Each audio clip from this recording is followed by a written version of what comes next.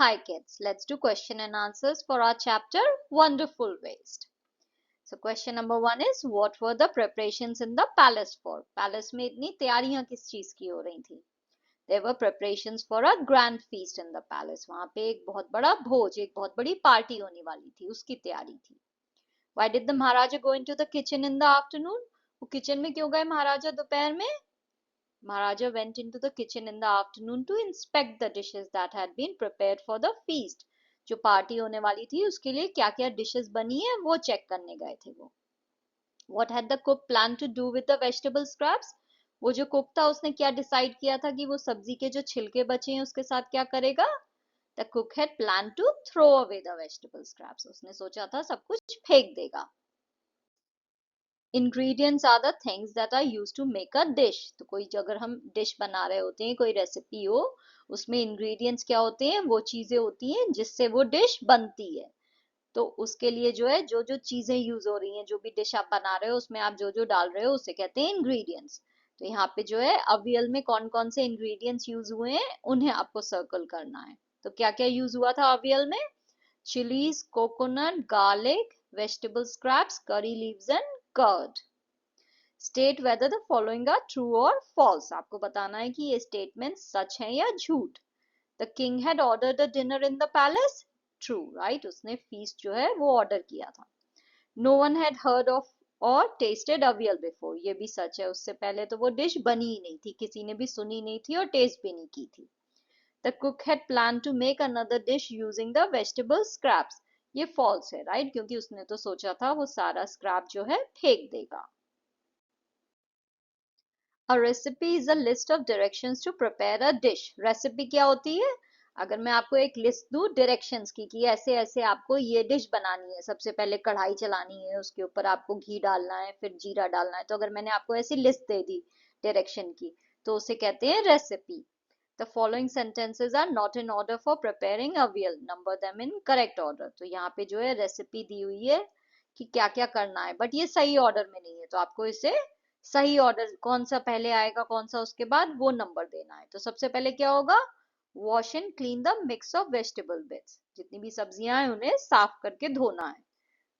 Number 2 है cut the vegetable scraps into long strips. सबको लंबा लंबा काट देना है. थर्ड क्या है? Grind some coconut, green chillies and garlic. आपको कोकोनट, ग्रीन चिलीज और गार्लिक को पीस लेना है. फोर्थ स्टेप है whip some curd and mix it in. फिर आपको थोड़ा सा दही लेके उसमें मिक्स करना है. फिफ्थ स्टेप क्या थी? pour some coconut oil on top. Six था decorate with curry leaves. And seven क्या था? Avial is ready. Given in the box are some things that children do after they reach home from school. Choose 5 things that you do when you reach home from school. Write them in order. तो यहाँ पे जो है इस box में वो चीजें दी हुई हैं जो आप घर पहुंच के करते हो. जब आप स्कूल से घर पहुंचते हो तो क्या क्या करते हो ये यहाँ पे है. तो आपको इसकी लिस्ट बनानी है, 5 चीजें लिखनी है और ऑर्डर में लिखनी है कि सबसे पहले ये करते हैं, फिर ये करते हैं, फिर वो. तो आप जो जो इसमें से करते हो वो आप उसको लिख सकते हो यहाँ पे. तो सबसे पहले क्या है? I put away school bag. मैं अपना स्कूल बैग जो है वो साइड में कर देती हूँ.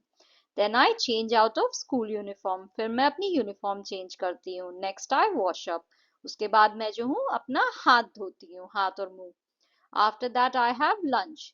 फिर मैं लंच करती हूँ. तो आप इसकी जगह चाहो तो आप ये भी लिख सकते हो आई chat with mummy about school, या फिर आप ये भी लिख सकते हो कि आई गो टू प्ले. आप जो करते हो आप वो लिख सकते हो, राइट. मैं लंच करती हूँ. Then finally I do the homework. उसके बाद मैं एंड में होमवर्क करती हूँ. तो आप चाहो तो आप उसकी जगह ये भी लिख सकते हो कि I sleep for a while, या फिर I read a story book. ये आपके ऊपर है आप क्या करते हो. ओके आपको यहाँ पे लेकिन लिस्ट में लिखना है और उस ऑर्डर में लिखना है जिसमें आप वो चीज करते हो.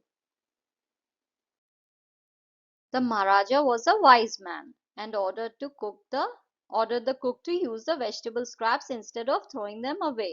तो वो महाराजा जो है वो इंटेलिजेंट इंसान था. उसने कुक को बोला कि वो जो सब्जियों का बचा कुचा है उसे फेंके नहीं, उसकी जगह उसका कुछ बना दे. Name some of the things which are thrown away at home or in school. Sit in groups of 4 and think of interesting ways in which they can be made useful. आपको जो है ऐसी चीजों के बारे में सोचना है जो आप घर या स्कूल में फेंक देते हो. आप समझते हो कि ये वेस्ट है तो इसे फेंक देते हैं. फिर आपको ग्रुप 4 लोगों का ग्रुप बना के डिस्कस करना है कि आप कैसे ये जो आप फेंक रहे हो इसका आप कुछ यूज कर सकते हो। तो जो भी वेस्ट आप कर रहे हो उसको आप रिसाइकल कैसे कर सकते हो, कैसे रीयूज कर सकते हो, ये आपको सोचना है। और फिर वो जो आपने सोचा है, जो जो आपने लिस्ट बनाई है, उसे अपने क्लास के बोर्ड पे लिखना है। तो यहाँ पे मैंने कुछ चीजों की लिस्ट बनाई है जो कि हम फेंक देते हैं बट हम उसे रीयूज कैसे कर सकते हैं। तो प्लास्टिक बॉटल को कैसे रीयूज कर सकते हैं, हम उसे प्लांटर की तरह यूज कर सकते हैं, राइट। हम उसमें प्लांट्स को प्लांट कर सकते हैं, छोटे छोटे प्लांट्स को आप उसमें लगा सकते हो, वो उसमें ग्रो करेंगे, तो आप उन्हें पॉट की तरह यूज कर सकते हो। पुराने न्यूज़पेपर्स जो है आप उन्हें रैपिंग पेपर की तरह यूज कर सकते हो, गिफ्ट्स उसमें लपेट के लोगों को दे सकते हो। जो पुराने ग्लास के जार्स हैं उनका क्या कर सकते हो, उनको आप स्टोरेज कंटेनर की तरह यूज कर सकते हो, राइट। कोई चीज आपके घर में हो जिसके लिए आपको, जिसे आपको रखने के लिए कोई पॉट चाहिए, तो आपने वो जार यूज कर लिया। वो जार्स जो है आप उन्हें पेंट करके जो है कैंडल होल्डर की तरह यूज कर सकते हो, यानी उनमें कैंडल लगा सकते हो। या फिर आप जो है उन्हें वास की तरह यूज कर सकते हो, यानी उन्हें फ्लावर पॉट की तरह यूज भी कर सकते हो। कार्डबोर्ड बॉक्सेस का क्या कर सकते हैं, उनको हम ऑर्गेनाइजर बना सकते हैं, यानी अगर आपके घर में बुक्स बहुत सारी पड़ी हुई हैं, उन्हें आपने एक जगह रखा है तो बॉक्स में रख दिया। टॉयज हैं, उनको एक जगह संभाल के रखना है, बॉक्स में रख दिया, तो बॉक्स जो है ऑर्गेनाइजर की तरह यूज हो सकते हैं। जो पुराने कपड़े हैं पहने हुए, उसका क्या कर सकते हैं, उनसे जो है हम साफ करने वाला कपड़ा बना सकते हैं, डस्टिंग के लिए कपड़ा हो सकता है।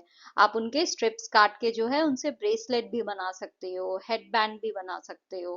तो ऐसे और भी बहुत सी चीजें हैं, अगर आप देखोगे, ढूंढोगे, अपने बड़े लोगों से बात करोगे, तो आपको और भी बहुत सारे आइडिया आएंगे कि आप कैसे जो है ये जो वेस्ट है इसे रिसाइकल या रीयूज कर सकते हो।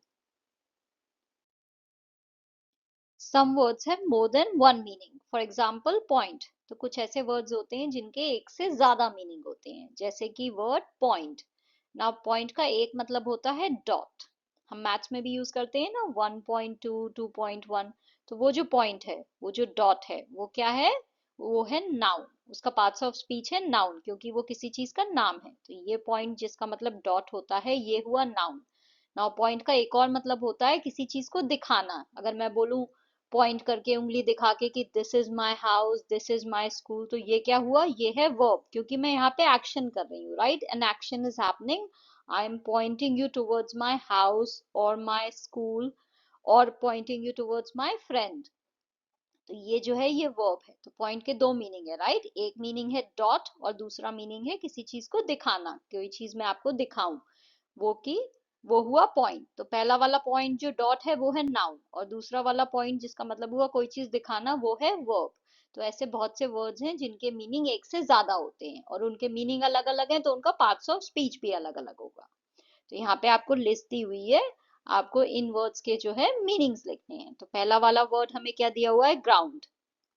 नाउ ग्राउंड का जो पहला मतलब है वो है the surface of the earth और a particular part of it, यानी जो हमारा अर्थ है उसका जो सरफेस है, हम जिस जमीन पे चलते हैं, राइट, उसे हम ग्राउंड कहते हैं। तो ये है ग्राउंड। ये क्या हुआ, ये है नाउन, क्योंकि ये किसी चीज का नाम है। So this is noun.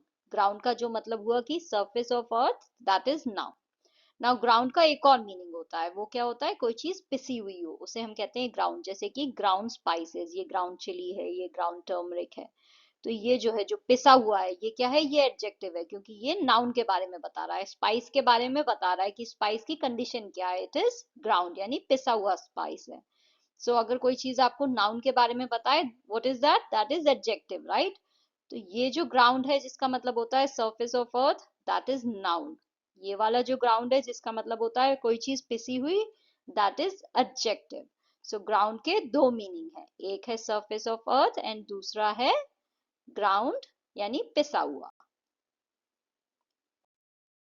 Now next हमारा वर्ड है सर्वे। नाउ सर्वे के दो मतलब होते हैं। पहला सर्वे का मतलब होता है आप किसी चीज का कोई सर्वे करो, यानी मैं जो हूँ आपसे कुछ सवाल पूछूं, मैं जो हूँ 10 लोगों को इकट्ठा करूं, उन्हें मैं एक सवाल जवाब के आंसर शीट दे दूं कि आपको ये कैसा लगा, वो कैसा लगा। तो वो होता है सर्वे, यानी जिसमें आप क्वेश्चन एंड आंसर पूछ के इंफॉर्मेशन जो है इकट्ठा कर रहे हो बहुत सारे लोगों से। सो दैट इज सर्वे। उससे वो क्या है, वो नाउन है, उसका पार्ट्स ऑफ स्पीच है नाउन। नाउ सर्वे का एक और मतलब होता है, वो है किसी चीज को ध्यान से देखना, किसी चीज का निरीक्षण करना, उसे ध्यान से देखना। आप देखो क्या हो रहा है, उसे भी सर्वे कहते हैं। तो वो सर्वे क्या है, वो वर्ब है, राइट, क्योंकि वो एक्शन हो रहा है, आप किसी चीज को ध्यान से देख रहे हो, कहाँ क्या हो रहा है, ये कैसे हो रहा है, वो कैसे हो रहा है। तो ये जो सर्वे है ये वर्ब है। और ये वाला जो सर्वे है जिसमें आप क्वेश्चन एंड आंसर लोगों से पूछ रहे हो, उनकी ओपिनियन इकट्ठा कर रहे हो, वो नाउन है। हमारा नेक्स्ट वर्ड है scrap.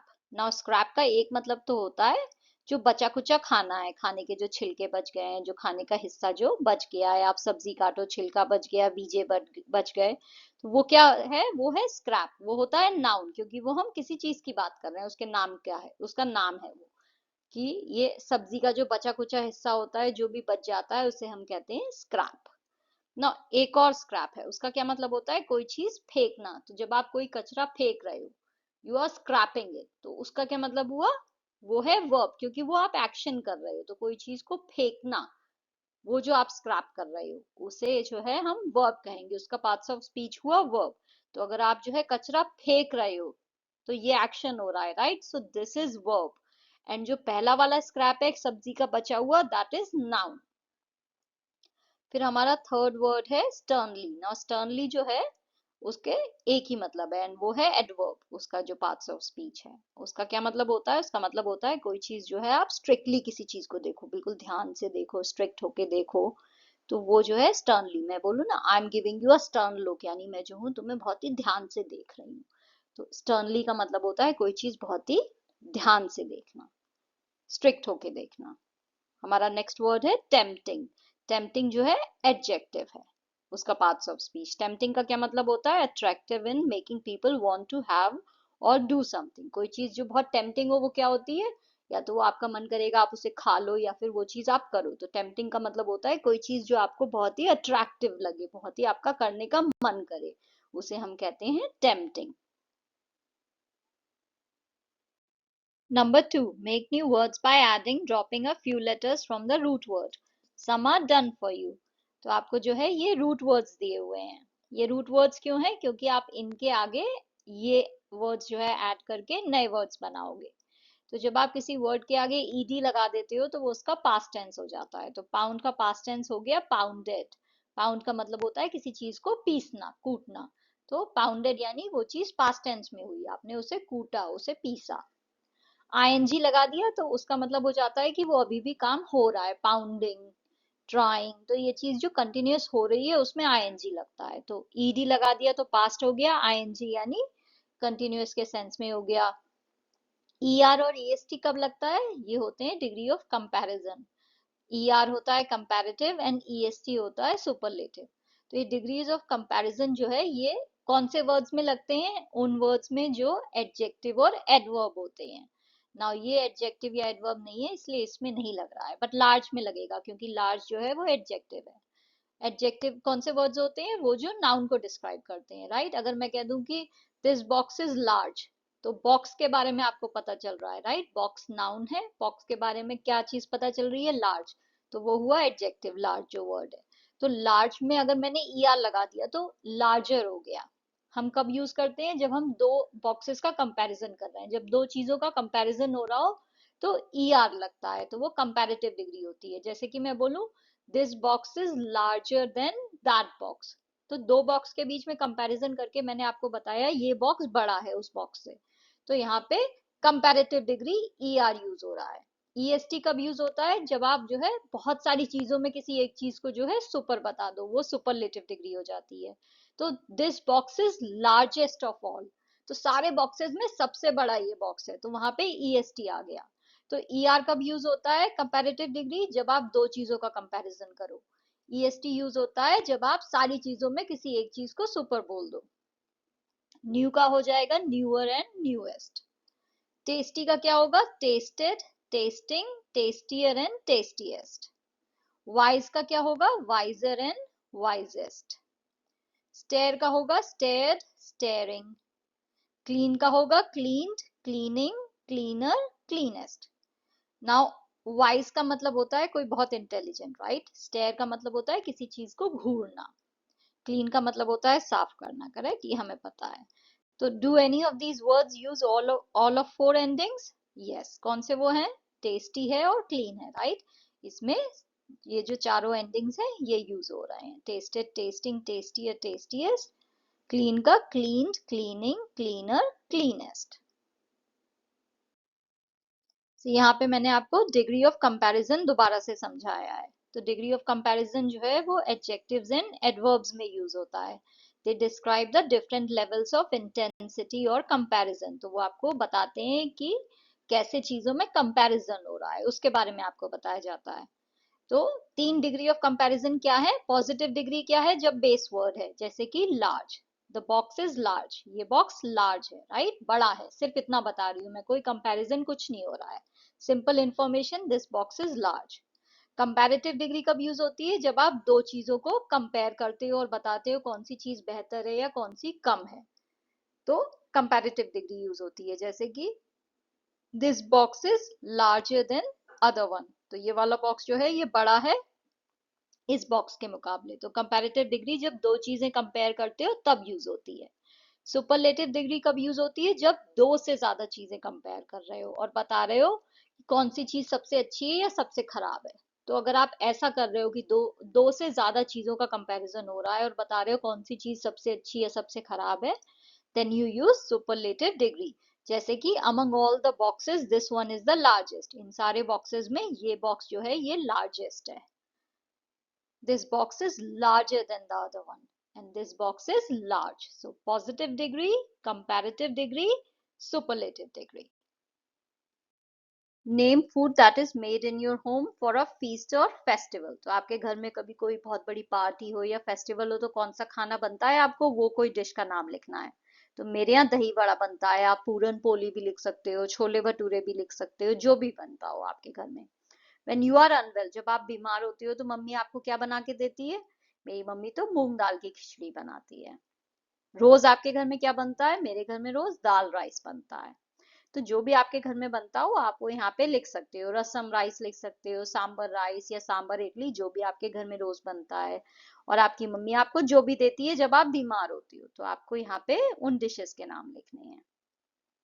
Avial is a dish made in Kerala. Do you have a similar dish in your state made from mix of many vegetables? What is it called? Note down the ingredients used to make it. Write the recipe. Present attractively and display on the class board. You can draw and stick pictures too. तो अवियल जो है वो तो केरला की dish है, right?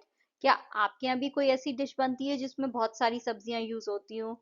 आपको उस dish का यहाँ पे नाम लिखना है और उसकी पूरी रेसिपी लिखनी है, यानी सबसे पहले इंग्रेडिएंट्स लिखने होंगे, फिर स्टेप बाय स्टेप लिखना होगा कि आप वो रेसिपी कैसे बनाते हो। तो आपको वो यहाँ पे बना के करना है और फिर आप जो है उसमें फोटोज भी लगा सकते हो डिश के, और फिर उसे जो है आपको अपने क्लास के बोर्ड पे लगाना है।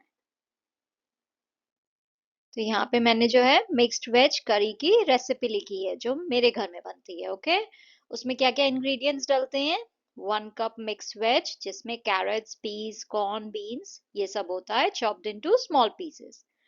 बेल पेपर डलता है, अनियन होता है, टमाटो होता है, and we also put tomato sauce और केचप, दोनों में से जो भी हो।